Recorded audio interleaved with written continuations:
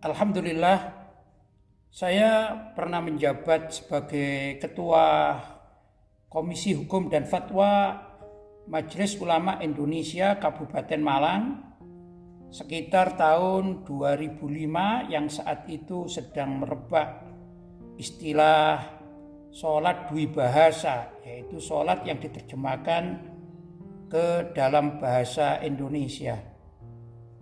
Yang tentu di dalam kajian para ulama yang tergabung dalam Komisi Hukum dan Fatwa bahwa ajaran tersebut tidak benar alias sesat, sehingga diadakan musyawarah dan kajian-kajian menghasilkan hukum fatwa sesat terhadap pelakunya. Adapun metodologi yang dilakukan oleh Majelis Ulama Indonesia tiada lain adalah mengambil dalil-dalil dari nas-nas Al-Quran, hadis, dan juga ijma, qiyas, serta pendapat dari para ulama, terutama dari mazhab Imam Abu Hanifah atau mazhab Hanafi, dan Imam Malik bin Anas atau mazhab Maliki, dan juga Imam Syafi'i atau mazhab Syafi'i, dan Imam Ahmad bin Hambal atau mazhab Hambali. Jadi tatkala Majelis Ulama Indonesia mengeluarkan satu fatwa, ini tiada lain sudah sesuai dengan metodologi yang diharuskan oleh para ulama Ahlussunnah wal Jamaah sejak zaman dahulu kala hingga kini.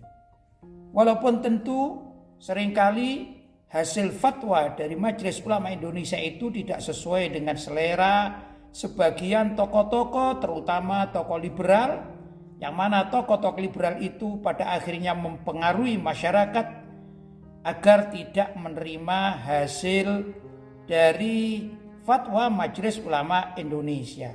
Tentu hukum Islam itu tidak harus sesuai dengan selera masyarakat dan juga tidak harus sesuai dengan instansi terkait maupun harus sesuai dengan beberapa pendapat dari tokoh-tokoh liberal.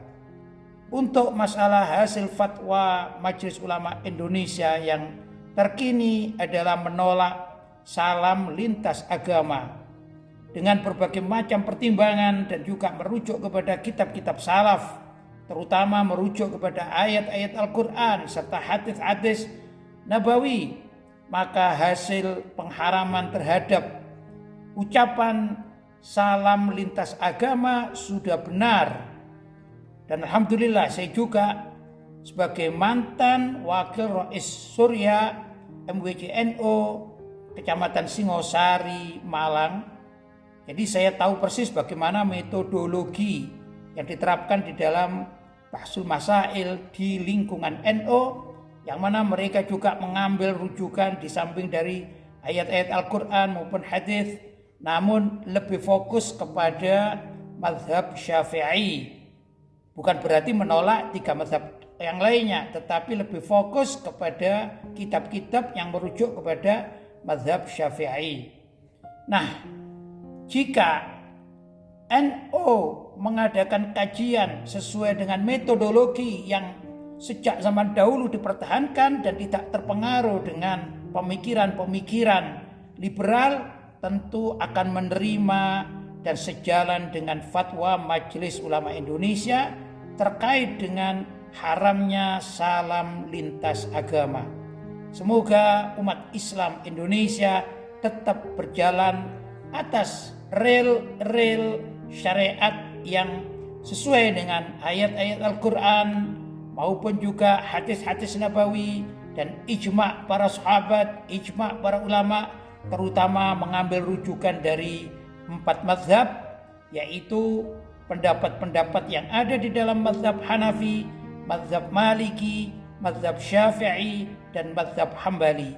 Karena itulah hakikatnya ajaran akidah Ahlussunnah wal Jamaah. Semoga bermanfaat.